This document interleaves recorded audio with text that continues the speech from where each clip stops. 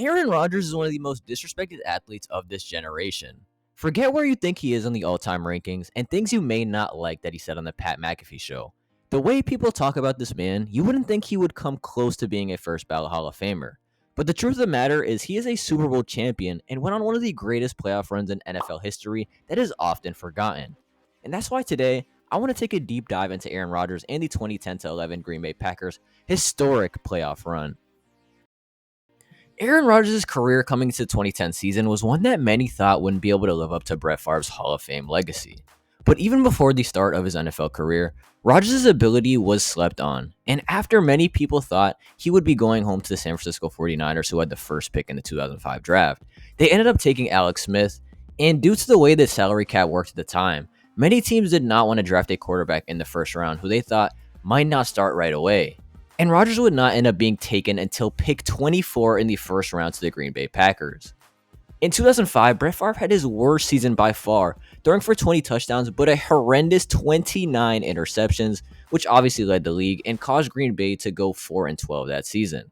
Many people could see Aaron Rodgers coming in and taking his spot in the very near future. And after another bad year in 2006, throwing 18 touchdowns and 18 interceptions, it seemed like the Green Bay Packers would be moving on from Brett Favre very soon.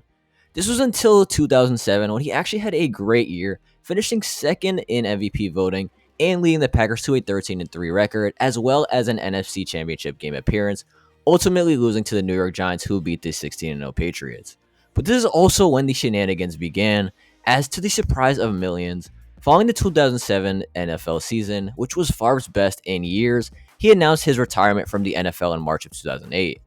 In the draft, Green Bay took a receiver out of Kansas State named Jordy Nelson in the second round of the draft, and for Green Bay, it was obvious that it was time for Aaron to start there after 3 full seasons of sitting behind Favre and not starting a single game in that time frame. But in August of 2008, Favre announced that he would be coming back, and this forced the Packers to make a decision. And they decided it was time to let the old man go, sending him to the New York Jets for a conditional 5th round pick. This meant that without a shadow of a doubt, Green Bay now had their man, and he was ready to put on a show. In 2008, Rodgers came onto the scene on fire, throwing for over 4,000 yards, 28 touchdowns, and 13 interceptions. But due to terrible play in the trenches from the offensive and defensive line, the Packers finished with a 6-10 record and lost a total of 7 games that were within 1 score in the fourth quarter. However, the emergence of Greg Jennings and his connection with Rodgers started to develop this season, which would be very important later on. 2009 was a year where Rodgers and the Packers took a huge step forward, going 11-5 and making the playoffs behind a 4,400-yard, 30-touchdown to only 7 interceptions a year. And the best part about this season was the greatness Rodgers displayed in his very first postseason game. The Packers and Cardinals matched up in Wildcard Weekend 2010 with a young athletic team sporting rookies like B.J. Raji and Clay Matthews, as well as the MVP level player in Rodgers and a receiving room of Greg Jennings and Donald Driver, who both went over 1,000 yards that year. But the team on the other side went to a Super Bowl the year before and had Super Bowl MVP Kurt Warner at quarterback. This was one of the greatest shootouts in NFL playoff history, and the Packers were down as many as 21 points in the third quarter, but stormed all the way back. And for how many people would swear to you that Rodgers is a choker in the playoffs, in his very first playoff game, he threw 3 touchdowns in the fourth quarter to force overtime, after the Cardinals kicker missed a game-winning 34-yard field goal. But the way Green Bay lost was heartbreaking, which would be a theme in Rodgers' career, as after winning the coin toss and electing to receive the ball, a holding call backed the Packers up to their own 10-yard line, and with no options on 3rd and 5, this happened. Extra man on the blitz. Rodgers gets a hand to the face. The ball is out. The Arizona Cardinals win it. This is still the highest scoring playoff game in NFL history, but Rodgers did more than his part as he put up a staggering 435 yards, 5 touchdowns, and only 1 interception. Coming into 2010, many people were excited to see if Rodgers could take the next step and be one of the great quarterbacks in the NFL, taking home hardware that we all care about in the MVP award and other individual accolades, but also wondering if he could win some playoff games and eventually take home the Lombardi.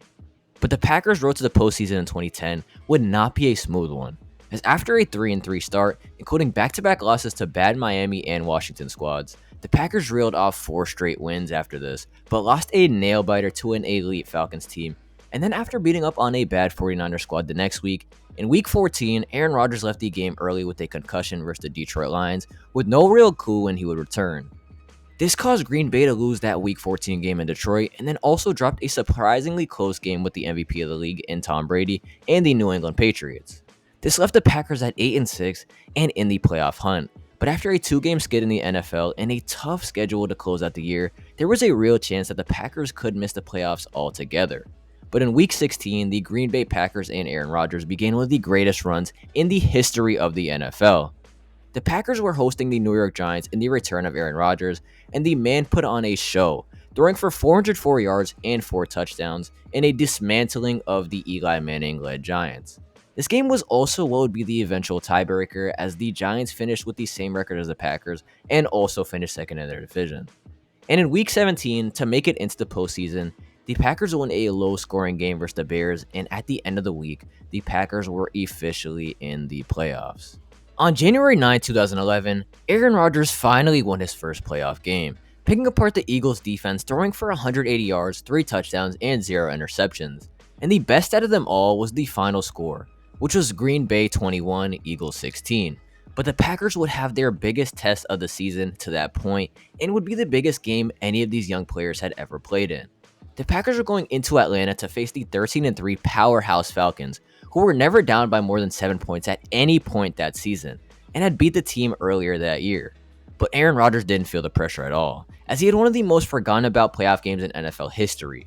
The bad man himself had 379 yards and 4 touchdowns, putting up a majority of these stats in the second and third quarters alone, as the game was out of reach by the time the fourth quarter was around. He had a 136.8 quarterback rating and only had 5 incompletions on the day out of 36 attempts. And the Packers would advance to the NFC Championship game versus their division rival in the Chicago Bears.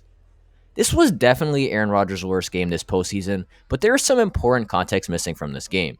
Firstly, his stat line was not that terrible to begin with, as he put up 283 yards, 1 touchdown, and 2 interceptions. But the first interception was one of the flukiest interceptions in NFL history, as the ball hit Donald Driver's foot and was batted up into the air. His accuracy was also wobbly for the rest of the game after taking a big hit from Julius Peppers. But to seal it off, BJ Raji had an iconic pick six before Caleb Haney's 4th down interception, down by a touchdown with 40 seconds to go, and the Green Bay Packers would be going on to their very first Super Bowl since 1998. February 6, 2011 was the date that Super Bowl 45 would take place on, and just like the Packers' run this year, it is one of the most underrated Super Bowls in NFL history, especially from an entertainment standpoint. Aaron Rodgers and the Packers blew this game wide open as they came out with a 21-3 lead before a play where Charles Woodson broke his collarbone, which ended his day. But the Steelers would go on to score twice before the end of the third quarter, and after one of the worst field goal misses you'll ever see in a Super Bowl, the Steelers had stormed all the way back, only being down 4 points. After a few more beautiful throws from Rodgers to put the Packers up 11, Big Ben hit Mike Wallace in stride for the touchdown, and then had a great triple option play to put the Steelers down a field goal with 7 minutes remaining. After a long Green Bay field goal drive, the Steelers were down 6 with the memories of Santonio Holmes fresh in everyone's minds just 2 years before. It seemed like the Steelers really could go on to have a game-winning drive. But on 4th and 5, Ben Roethlisberger threw an incomplete pass to Mike Wallace, and just like that, the Green Bay Packers were Super Bowl champions. In this playoff run alone, Aaron Rodgers had 1,148 yards, 11 touchdowns, and only 2 interceptions, one of them which was not his fault whatsoever, and he capped it all off winning the Super Bowl MVP, which Favre had never done in his 17 years in Green Bay. This is arguably the greatest playoff run from a quarterback we have ever seen, and the fact that they were a wildcard team that snuck into the playoffs and dominated when they shouldn't have made this run all the more special.